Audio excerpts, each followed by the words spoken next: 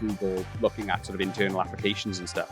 But then you sort of moved towards, we touched upon emerging markets and also education as well. And I know your role moved in that direction within Google. Let's talk about that then, Ego, and why did you go in that direction?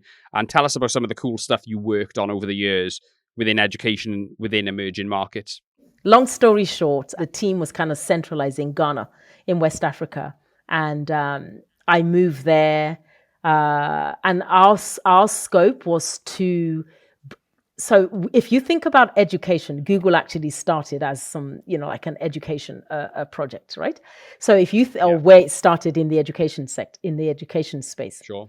If we within think about Stanford University, Stanford, yes, exactly. Yeah. So if you think about education, so education should be a level. It should be a level playing field for everyone. Unfortunately, some kids don't have access to the education that we have, right?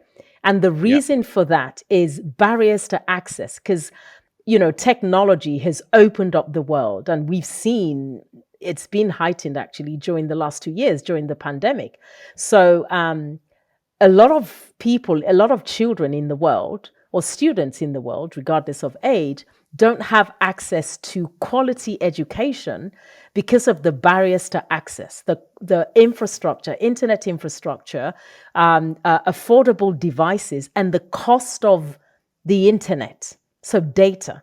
Sure. So when our goal, our scope was to reduce the barriers to access, which is what I just mentioned, right? So we were working with our approach was to work with the regulatory bodies in these countries. When I say markets, I mean countries. The regulatory bodies, the key decision makers, the policy makers, and up to the presidential level. So we're saying that in order, the leaders for tomorrow are the kids who don't have access to education today. How can we remove those barriers so that the kids or the students have access to quality education by reducing the cost of the internet and, affordable devices that are built for these markets, right? So in terms of the biggest achievement, so when we started, it was really a small team. And then over the years, we managed to reduce the cost of coming online. I remember we go to a university and they only have 1 megabit of bandwidth for the whole university. And maybe only the vice chancellor's office had access to the internet. The cost of 1 megabit per second was $2,500. Right? Wow. This is something that we pay like £10 for, right? And then by the time, over a 5-year period, we brought about affordable internet. We worked with telcos and internet service providers. Yeah. Sorry, Ego, are you talking specifically about Ghana here? No, the whole of emerging markets in general. Yes. Right. Sorry, so we were looking at 23 countries at the time. So Morocco was in there, Egypt was in there, Brazil, Peru, Ghana, Senegal, Nigeria, South Africa, Kenya. And by the time because we had a reorg and, things changed, the cost per megabit was $100. So it meant from 2,500 to 100. So where a school would have 1 Mbps for the entire school, there was now like 1 gig and 10 gig and higher because it was now affordable. How did you bridge the hardware gap, though? Obviously, you're talking about the connectivity. Part of the program was on, consulting. So we would do help them with their strategy, help them with the, the network infrastructure to actually build it, and then work with local, because the idea is to build the local economy. You don't just bring everything in, right? So working with local OEMs, the equipment manufacturers. Yes, so work with them to build equipment or hardware that was suitable for those markets. even until recently, I still get emails from, maybe the Minister for Education in Morocco saying, "Oh, you helped us build this the strategy, our Wow. infrastructure strategy. These are the recommendations. We've rolled the recommendations out, and here's what we're achieving." In Mexico, we had.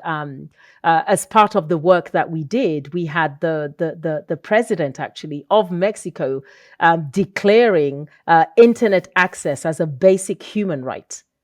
Right. So for me, Yeah. in terms of achievements, those would be a few of many.